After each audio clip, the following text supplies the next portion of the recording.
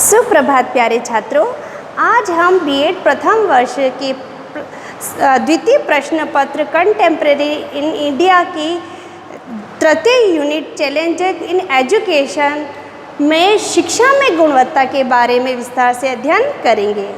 बच्चों, सबसे पहले मैं आपको जॉर्ज बर्नार्ड शो की एक डेफिनेशन सुनाना चाहूँगी कि मानव मुक्ति की सारी आशाएं शिक्षा में निहित है। हमारे महान शिक्षाविद जॉर्ज बर्नार्ड शॉ ने कहा है कि शिक्षा की मानव मुक्ति की जो सारी आशा है वो शिक्षा में ही निहित है। यानी कि मानव मुक्ति के जितने भी साधन है, प्रयास है, वह सब शिक्षा के माध्यम से उनको संभव हो सकता है। यानी कि शिक्षा के द्वारा ही बालक का सर्वांगीण विकास संभव हो सकता है। तो बच्चों, सबसे पहले मैं आपको बताऊंगी कि शिक्षा में गुणवत्ता होती क्या है। शिक्षा तो आपको पता है कि आजीवन चलने वाली प्रक्रिया है, जिसमें व्यक्ति अनुकरण, अनुभव के माध्यम से नित्य नए अनुभव के माध्यम से कुछ न कुछ सीखता रहता है। यानी कि उसके जीवन व्यवहार में परिवर्तन होता रहता है, वह है शिक्षा। लेकिन शिक्षा में गुणवत्ता क्या है? तो शिक्षा में जो गुणवत्ता है वह अंग्रेजी शब्द क्वालिटी का हिंदी रूपांतरण है, जो लैटिन शब्द क्वालिटोस से बना हुआ होता है, जिसका अर्थ होता है किसी वस्तु की मात्रा, विशेषता, गुण या खासियत। ठीक है, क्या मतलब होता है? क्वालिटी का मतलब होता है किसी वस्तु की गुण, मात्रा, विशेषता या खासियत को हम कहते हैं गुणवत्ता। अब शिक्षा में गुणवत्ता क्या है? शिक्षा में जो गुणवत्ता है वह मानव विकास से जुड़ा हुआ होता है। यानी मानव विकास व शिक्षा एक दूसरे का पूरक होता है। शिक्षा के बिना मानव विकास असंभव है और मानव विकास तभी संभव है जब व्यक्ति शिक्षित होगा। शिक्षा में गुणवत्ता यानी कि हमारी शिक्षा में गुणवत्ता की अवधारणा है वह उत्पादकता, वह हमारी संपूर्ण उत्पादकता एवं व्यापार प्रणाली को प्रभावित करता है। क्या प्रभावित करता है? यह हमारी संपूर्ण उत्पादकता वह मानव व्यापार प्रणाली को प्रभावित करता है। यानी कि गुणवत्ता होता है जो उन शैक्षिक संसाधनों की ओर या शैक्षिक व्यवस्थाओं की ओर संकेत करता है जिसके द्वारा उत्पादक रूपी बालकों के चरित्र का निर्माण होता है। ठीक है, तो अलेक्जेंडर थे, उन्होंने 2008 में इसको शिक्षा में गुणवत्ता को दो अर्थों में स्पष्ट करवाया था कि शिक्षा में गुणवत्ता संज्ञा से भी जुड़ा हुआ है और विशेषण से भी जुड़ा हुआ है। संज्ञा के अंतर्गत आता है बच्चों, गुण आता है, मात्रा आता है या खासियत शब्द जुड़ा हुआ होता है। लेकिन जो विशेषण शब्द है यानी कि गुणवत्तापूर्ण शिक्षा, यह अपने आप में विशेषण से जुड़ा हुआ होता है। यानी कि इसमें मानक आ गया, दर्जा आ गया, विशेषता में क्या आ गया? मानक तथा दर्जा। और संज्ञा में क्या आया है बच्चों? गुण आया है, मात्रा आई है और खासियत। इसको हम दो अर्थों में भी गुणवत्ता को ले सकते हैं, जिसमें पहला अर्थ होता है खास, जरूरी या अंतर्निहित गुण या होता है खासियत, जिसको शिक्षा की व्याख्या में परिभाषित कर सकते हैं। क्या क्या होता है? खास होता है, ज़रूरी होता है, अंतर्निहित गुण होता है या खासियत होता है। जो दूसरा अर्थ होता है वह होता है शिक्षा की श्रेष्ठता या श्रेणी। क्या होता है बच्चों दूसरा अर्थ?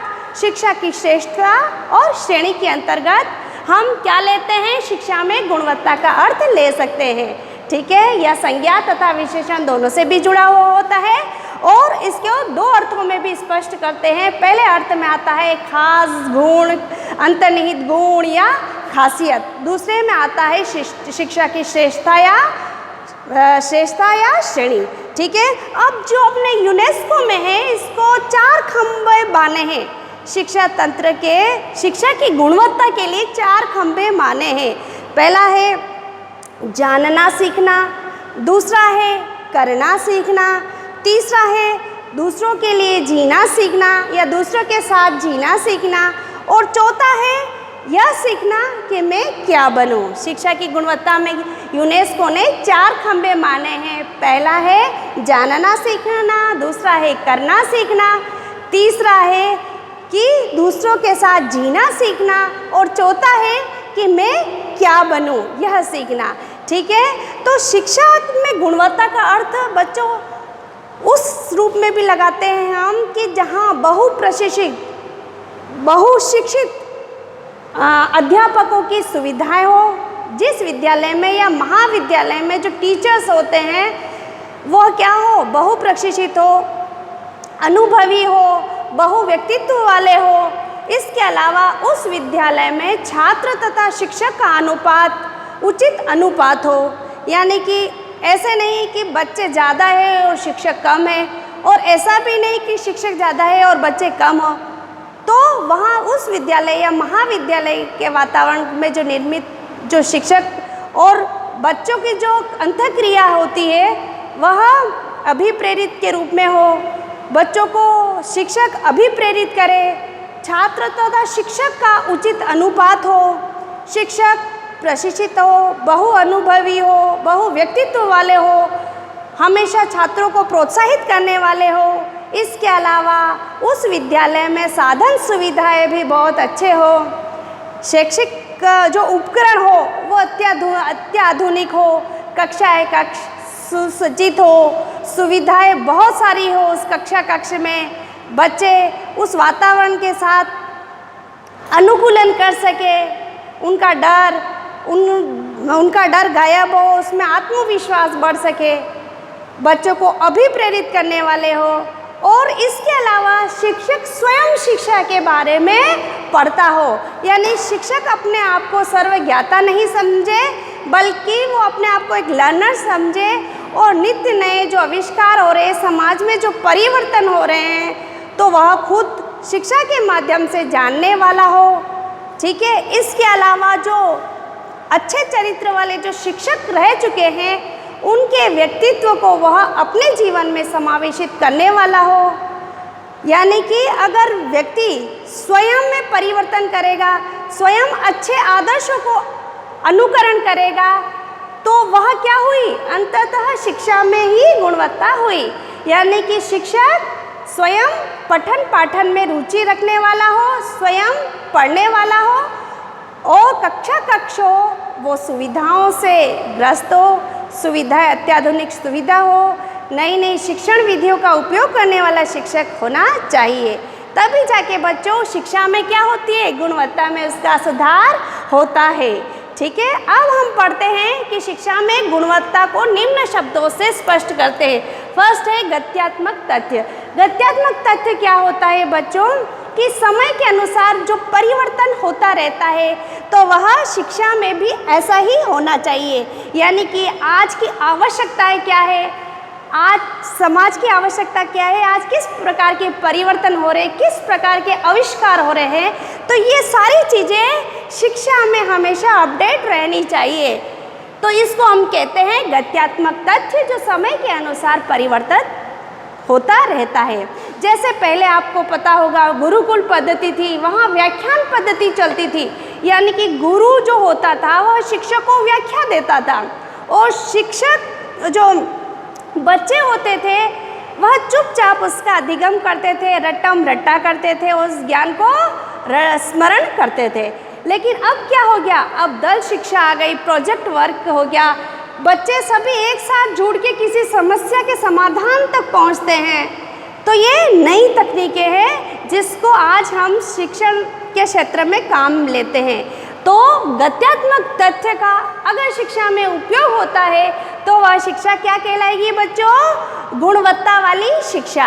दूसरा जो हमारा बिंदु है वह प्रतियोगिता से संबंधित, यानी कि प्रतियोगिता के द्वारा ही गुणवत्ता का जन्म होता है। जैसे मैं आपको एक उदाहरण देती हूँ, दो विद्यालय है, दोनों विद्यालयों में एक विद्यालय का जो परीक्षा परिणाम होता है वह 100% रहता है, लेकिन जो दूसरा विद्यालय होता है उसका परिणाम बहुत ही निम्न स्तर का रहता है, बच्चे अधिकतर फेल हो गए हैं। तो हम जिस विद्यालय में 100% परिणाम रहता है तो हम उस विद्यालय को क्या कहते हैं कि वह विद्यालय गुणवत्तापूर्ण विद्यालय है, यानी कि वहाँ जो शिक्षक है वह बहुप्रशिक्षित है, वहाँ सुविधाएं अच्छी है, वहाँ बच्चों को अधिगम व्यक्तिगत भिन्नताओं के आधार पर कराया जाता है। तो हम कुल मिला के क्या कहते हैं कि वह विद्यालय गुणवत्ता वाला विद्यालय है।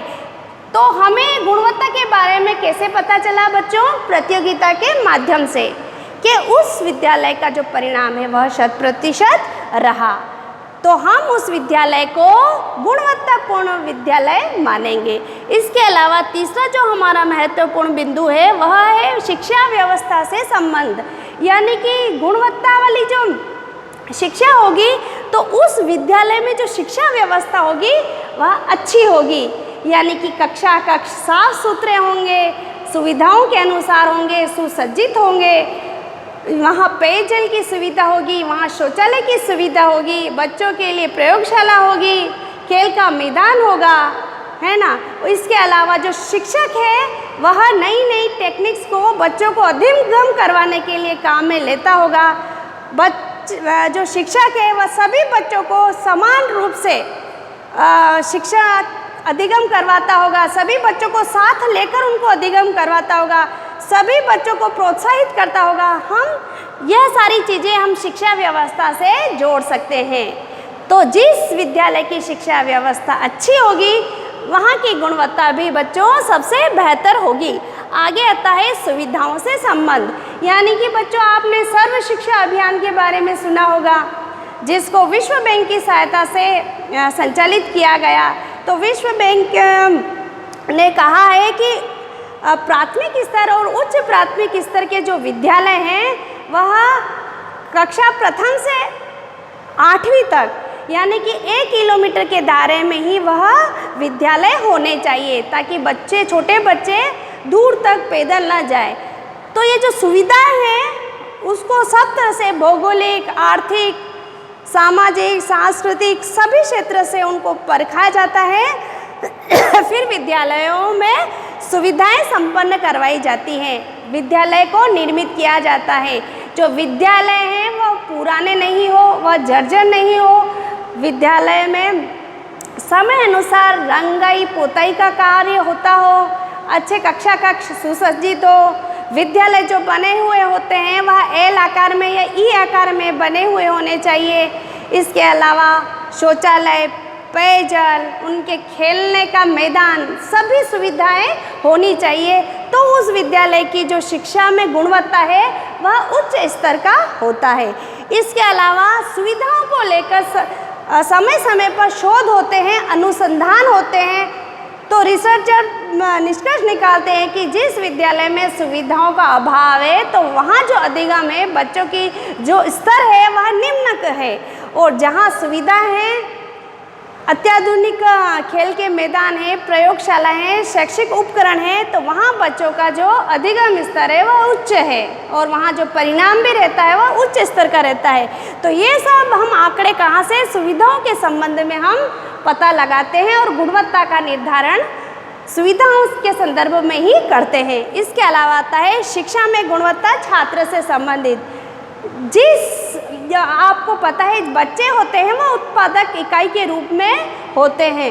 अगर बच्चे का सर्वांगीण विकास हो गया, बच्चे अच्छे हैं, समाज के लिए काम आ रहे हैं, देश के लिए काम आ रहे हैं, उनका चरित्र अच्छा है, वो दूसरों की कमजोरियों का पता लगा के उनके निवारण का उपाय कर रहे हैं, उन जो पिछड़े बच्चे हैं उनके कारणों का पता लगा रहे हैं, तो ये सारी चीज़ें आती हैं छात्र से संबंधित होते हैं। उनके आर्थिक स्तर, भौगोलिक स्तर, सांस्कृतिक स्तर के बारे में अध्ययन करके शिक्षा में गुणवत्ता को बढ़ाना।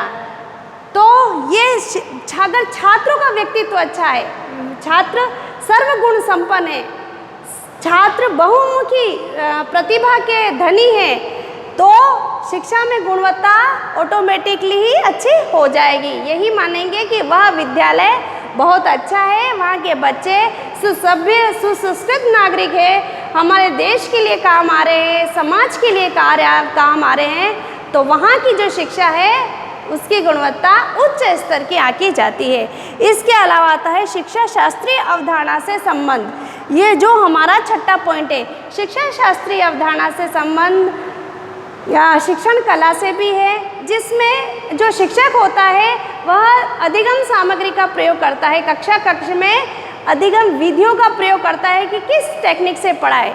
जैसे बच्चों आपको पता है शिक्षा के 3-4 होते हैं। सबसे पहले होते हैं छात्र, फिर होते हैं शिक्षक, फिर होता है पाठ्यक्रम। क्या होता है बच्चों? पाठ्यक्रम। इन तीनों चरों की जो समस्याएं होती है वह हम शिक्षा शास्त्रीय अवधारणा से पता लगाते हैं कि इन तीनों चरों में क्या समस्या है, उसका क्या कारण रहा है। तो इन कारण का निवारण करके हम शिक्षा शास्त्रीय अवधारणा से जुड़ते हैं ताकि बच्चों का जो अधिगम हो वह उच्च हो और उपयोगी हो। शिक्षण की कला को हम शिक्षा शास्त्रीय अवधारणा से जानेंगे और इन तीनों चरों की समस्याओं का पता लगाएंगे और हम क्या करेंगे, उनकी जो शिक्षा है वह उच्च और उपयोगी बनाएंगे। ठीक है, तभी जाके शिक्षा में गुणवत्ता प्राप्त होगी। आगे आता है आर्थिक विकास से संबंध। आर्थिक विकास से संबंध कैसे बच्चों? जैसे जो देश आर्थिक रूप से वेल डेवलप है तो क्या कारण है, उनकी आर्थिक संपदा के पीछे क्या कारण है कि वहाँ की शिक्षा अच्छी होगी, वहाँ से जो बच्चे निकले होंगे उत्पादक रूप में तो उनकी जो क्षमता है, मानसिक स्तर है, संज्ञानात्मक स्तर है, सामाजिक स्तर है, वो उच्च क्वालिटी का होगा, तभी जाके वो देश के प्रगति में सहायक बने हैं। तो ये आर्थिक विकास को हम किससे जोड़ेंगे बच्चों? बच्चों की योग्यताओं से, बच्चों की क्षमताओं से, जो उत्पादन विद्यालयों में हो रहा है। तो अगर विद्यालय में उत्पादन अच्छा हो रहा है, बच्चों का अधिगम अच्छा हो रहा है, बच्चों के शारीरिक, मानसिक, सामाजिक, चारित्रिक विकास अच्छा हो रहा है, तो वह देश ऑटोमेटिकली ही क्या कहलाएगा? आर्थिक रूप से समृद्ध। अब आते हैं हम नेक्स्ट पॉइंट पे, प्रभावी मूल्यांकन। मूल्यांकन यानी मूल्यों का अंकन। अच्छी शिक्षा पद्धति में बच्चों समय समय पर मूल्यांकन किया जाता है, शिक्षक का मूल्यांकन किया जाता है, छात्रों का मूल्यांकन किया जाता है और इसके अलावा पाठ्यक्रम का भी मूल्यांकन किया जाता है। मूल्यांकन करने पर ही हमें पता चलता है कि समाज की आवश्यकता क्या है, बच्चे की आवश्यकता क्या है, उसका चरित्र कैसा है, उसका आर्थिक स्तर कैसा है, उसका भौगोलिक स्तर कैसा है। तो इन सब में सुधार करके ही हमें सुधार करने का मौका प्रभावी मूल्यांकन के द्वारा ही पता लगाते हैं। जैसे शिक्षक कक्ष में पढ़ा रहा है लेकिन रिजल्ट अच्छा नहीं दे रहा है तो शिक्षक का मूल्यांकन किया जाता है। शिक्षक अपने जो शिक्षण विधियाँ है उसका क्या करता है, उसका परिवर्तन करता है, उसको चेंज करता है और नई शिक्षण विधियों का प्रयोग करता है। तो ये शिक्षक का मूल्यांकन हुआ। इसके अलावा छात्रों का हम लिखित मौखिक परीक्षा लेते हैं और उनका गुणात्मक और परिणात्मक मूल्यांकन हम समय समय पर करते रहते हैं। इसके अलावा पाठ्यक्रम का मूल्यांकन करते हैं कि समाज में क्या हो रहा है, समाज के लिए तरक्की कैसे की जाए, समाज को आगे कैसे बढ़ाया जाए, तो हम पाठ्यक्रम के अंतर्गत इन चीज़ों को रखते हैं। ठीक है, अब आता है बच्चे का सर्वांगीण विकास, जो हमारा 9वां पॉइंट है। सर्वांगीण विकास यानी कि बालक शारीरिक रूप से मजबूत है, सामाजिक रूप से मजबूत है, आर्थिक मानसिक रूप से मजबूत है, बच्चे का चरित्र अच्छा है, नैतिक आध्यात्मिक विकास हुआ है, तो वह हम मानेंगे सर्वांगीण विकास के अंतर्गत। यह छोटा शब्द नहीं है, यह अपने आप में बहुत व्यापक शब्द है। तो बच्चे को शिक्षा से संबंधित जितना है उसका व्यवहार परिवर्तन होता है, जितना उसको नॉलेज मिलता है वह सारा आता है सर्वांगीण विकास के अंतर्गत। आगे आता है वैश्विक विकास। वैश्विक विकास यानी कि विश्व को केंद्रित करना, विश्व की समस्याओं से जुड़ना, विश्व की समस्याओं का निवारण के लिए जुड़ना। तो ये सारी चीज़ें शिक्षा के माध्यम से ही संभव है, क्योंकि जो संचार क्रांति हुई है, सूचना एवं संचार क्रांति, तो इसके पीछे क्या कारण रहा है? शिक्षा अच्छी मिली हुई होगी तभी जाके तकनीकी का विकास हुआ और सारा देश क्या हो गया, एक क्षेत्र में जुड़ गया है, विश्व का ग्लोबलाइजेशन हो गया है और सभी एक हो गए हैं। तो हर एक देश का सहयोग करना, मिलकर कार्य करना, वैश्विक जो समस्याएं होती है उस पर मिलकर कार्य करना, आर्थिक प्रगति करना, ये सारी चीज़ें शिक्षा से जुड़ी हुई होती है और इस शिक्षा के माध्यम से ही मानव का विकास संभव है। यानी कि शिक्षा क्या हो गया, शिक्षा में गुणवत्ता, यह सभी व्यक्तियों के लिए उपयोगी हो, सभी बालकों की जो अंतर्निहित क्षमता है वह समान रूप से वह क्षमता क्या हो, प्रदर्शित हो। ठीक है बच्चों, आज हम यहाँ तक ही पढ़ेंगे, कल वापस मिलेंगे, तब तक के लिए धन्यवाद।